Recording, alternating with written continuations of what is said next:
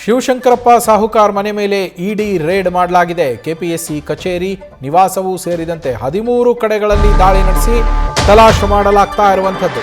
ಶಿವಶಂಕರಪ್ಪ ಸಾಹುಕಾರ್ಗೆ ಇದೀಗ ಇಡಿ ಶಾಕ್ ಕೊಟ್ಟಿದೆ. ಡಾಲರ್ಸ್ ಕಾಲೋನಿಯಲ್ಲಿ ಇರುವಂತಹ ಮನೆ ಹೊಸಕೆರೆಹಳ್ಳಿಯಲ್ಲಿ ಕೂಡ ಸರ್ಚ್ ಮಾಡಲಾಗ್ತಾ ಇದೆ. ಹೊಯ್ಸಳ ಡ್ರೀಮ್ಸ್ ಅಪಾರ್ಟ್ಮೆಂಟ್ನ ಫ್ಲಾಟ್ ನಂಬರ್ 304ರಲ್ಲಿ ಪರಿಶೀಲನೆ ನಡೆಸಲಾಗ್ತಾ ಇರುವಂಥದ್ದು. ಇವತ್ತು ಬೆಳಗಿನ ಜಾವ 5 ಗಂಟೆಯಿಂದ ಅಧಿಕಾರಿಗಳು ಪರಿಶೀಲನೆಯನ್ನು ನಡೆಸ್ತಾ ಇದ್ದಾರೆ. ಒಟ್ಟು 15 ಕಾರುಗಳಲ್ಲಿ ಬಂದಿದ್ದಾರೆ ಇಡಿ ಅಧಿಕಾರಿಗಳು. ಕೆಪಿಎಸ್ಸಿ ಹಗರಣದ ಮಧ್ಯವರ್ತಿಗಳ ಮನೆ ಮೇಲೂ ಕೂಡ ದಾಳಿಯನ್ನು ಇದೇ ಸಂದರ್ಭದಲ್ಲಿ ಮಾಡಲಾಗಿದೆ.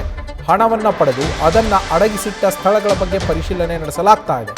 ಮನಿ ಲಾಂಡ್ರಿಂಗ್ ಮಾಡಿರುವ ಅನುಮಾನದ ಹಿನ್ನೆಲೆಯಲ್ಲಿ PMLA ಸೆಕ್ಷನ್ನ ಅಡಿಯಲ್ಲಿ ಈಗ ಈ ದಾಳಿಯನ್ನು ನಡೆಸಲಾಗಿರುವಂಥದ್ದು.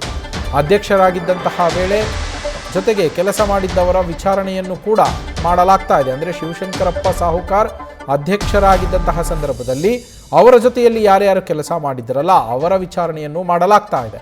ಶಿವಶಂಕರಪ್ಪ ಅವರ ಅವಧಿಯಲ್ಲಿ ಸಹಿ ಹಾಕಿದ ದಾಖಲೆಗಳ ಪರಿಶೀಲನೆಯನ್ನು ಕೂಡ ಇದೇ ಸಂದರ್ಭದಲ್ಲಿ ನಡೆಸಲಾಗ್ತಾ ಇರುವಂಥದ್ದು. ಶಿವಶಂಕರಪ್ಪ ಸಾಹುಕಾರ್ಗೆ ಈ ಮೂಲಕ ಇಡಿ ಶಾಕ್ ಕೊಟ್ಟಿದೆ. ಮನಿ ಲಾಂಡ್ರಿಂಗ್ ಅನುಮಾನದ ಹಿನ್ನೆಲೆಯಲ್ಲಿ PMLA ಆ್ಯಕ್ಟ್ನ ಅಂಡರಲ್ಲಿ ಈಗ ದಾಳಿಯನ್ನು ನಡೆಸಿ ಪರಿಶೀಲನೆಯನ್ನು ಮಾಡಲಾಗ್ತಾ ಇದೆ.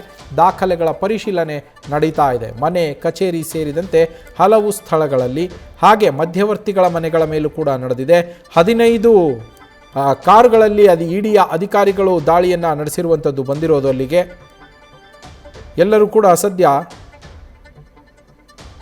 ಪರಿಶೀಲನೆಯನ್ನು ನಡೆಸ್ತಾ ಇದ್ದಾರೆ. PMLA act, prevention of money laundering act, money ಲಾಂಡ್ರಿಂಗ್ನ ತಡೆ ಕಾಯ್ದೆ ಏನಿದೆ ಅದರ ಅಡಿಯಲ್ಲಿ ಈಗ ದಾಳಿಯನ್ನು ನಡೆಸಿ ಅಲ್ಲಿ ಪರಿಶೀಲನೆಯನ್ನು ಮಾಡ್ತಾ ಇದ್ದಾರೆ ಇಡಿ ಅಧಿಕಾರಿಗಳು.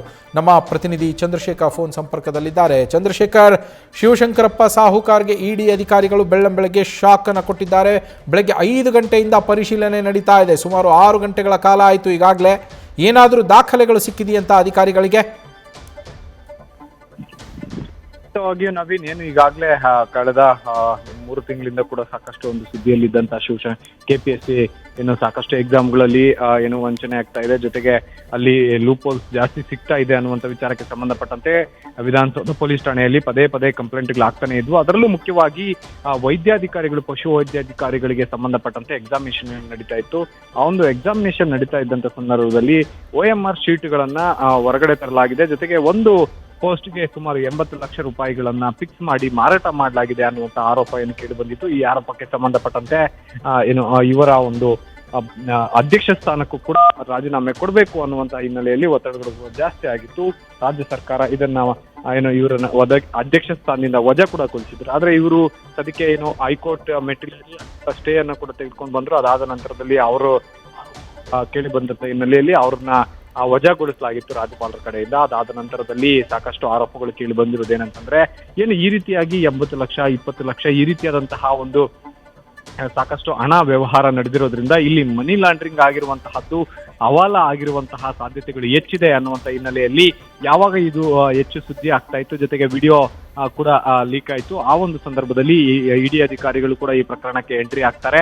ಇದರಂತೆ ಏನು ತನಿಖೆಯನ್ನ ಮಾಡಿದಂತ ಸಂದರ್ಭದಲ್ಲಿ ಆ ಒಂದು ಕ್ಯಾಶ್ ಎಲ್ಲಿಂದ ಬರ್ತಾ ಇತ್ತು, ಎಲ್ಲಿಗೆ ಹೋಗ್ತಾ ಇದೆ ಅನ್ನುವಂಥ ವಿಚಾರಕ್ಕೆ ಸಂಬಂಧಪಟ್ಟಂತೆ ಈಗಾಗಲೇ ಏನು ತನಿಖೆಯನ್ನ ಇಡಿ ಅಧಿಕಾರಿಗಳು ಮಾಡ್ತಾ ಇರುವಂತಹದ್ದು. ಸದ್ಯಕ್ಕೆ ಈಗ ಮನಿ ಲಾಂಡ್ರಿಂಗ್ ಜೊತೆಗೆ ಹವಾಲ ನಡೆದಿರುವಂತಹ ಅನುಮಾನದ ಬೆನ್ನಲ್ಲೇ ಈಗಾಗಲೇ ಸುಮಾರು ಏನು 15 ತಂಡಗಳು, ಇಡಿ ತಂಡಗಳು ಈಗಾಗಲೇ ಬೇರೆ ಬೇರೆ ಅಂದ್ರೆ ಬ್ರೋಕರ್ ಮನೆಗಳಿಗೆ ಸೇರಿದಂತೆ, ಶಿವಶಂಕರಪ್ಪ ಅವರ ಮನೆ ಸೇರಿದಂತೆ ಎಲ್ಲ ಕಡೆ ಕೂಡ ಸರ್ಚ್ ಅನ್ನ ಮಾಡ್ತಾ ಇರುವಂತಹದ್ದು. Naveen, thank you Chandrashekhar.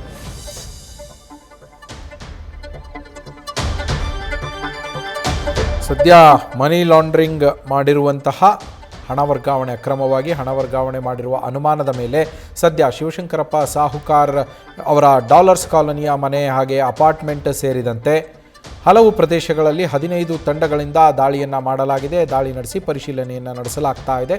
ಹೊಸ ಸಂಕಷ್ಟ ಶಿವಶಂಕರಪ್ಪ ಸಾಹುಕಾರ್ಗೆ ಎದುರಾಗಿರುವಂಥದ್ದು. ನ್ಯೂಸ್ ಫಸ್ಟ್, ನಿರ್ಭೀತಿಯಿಂದ ನಿಮ್ಮ ಪರವಾಗಿ.